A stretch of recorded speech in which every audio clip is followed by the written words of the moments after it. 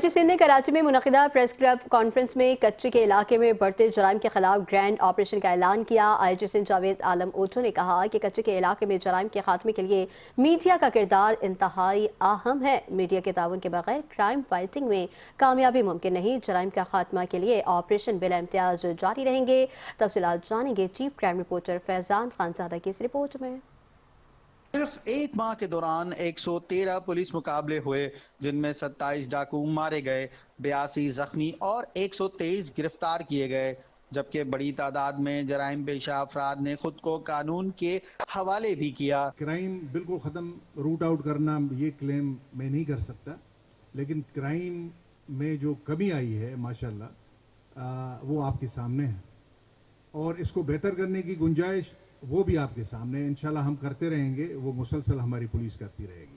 IG Sindh کے مطابق کچے کے علاقے میں اغوا برائے تاوان، ہنی ٹریپ اور سرکاری زمینوں پر قبضے جیسے سنگین جرائم عروج پر تھے۔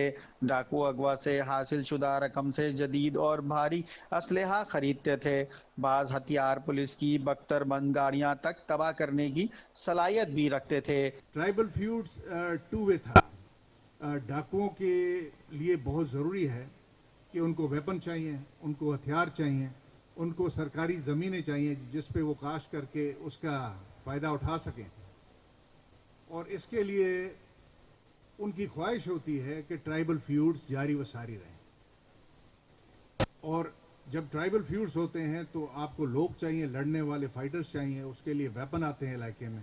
ڈاکوؤں کی جانب سے ریاست کو کھلے عام چیلنج کیا جاتا رہا ہے، تاہم اب صورتحال تبدیل ہو چکی ہے۔ جو پہلے پولیس کو دھمکیاں دیتے تھے، اب خود کو مظلوم ظاہر کر رہے ہیں۔ پولیس نے اس کے باوجود بہت ایفرٹ کی، بہت سے لوگ آپریشن کے دوران ان کے مارے گئے، کرتے گئے، لیکن وہ سلسلہ رکا نہیں، تھما نہیں۔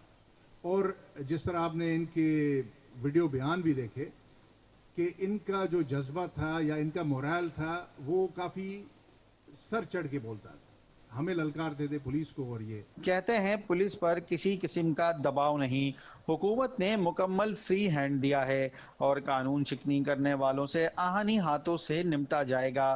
انہوں نے بتایا کہ سندھ، پنجاب اور بلوچستان پولیس، رینجرز اور دیگر فورسز سے بھی بات ہوئی ہے۔ انہوں نے مزید یہ بھی کہا کہ معاشرے کو محفوظ بنانے کے لیے منشیات اور جرائم کا خاتمہ ناگزیر ہے اور یہ عمل بلا امتیاز جاری رہے گا۔ کیمرہ مین جاوید علی کے ساتھ چیف کرائم رپورٹر فیضان خانزادہ، 5 نیوز کراچی۔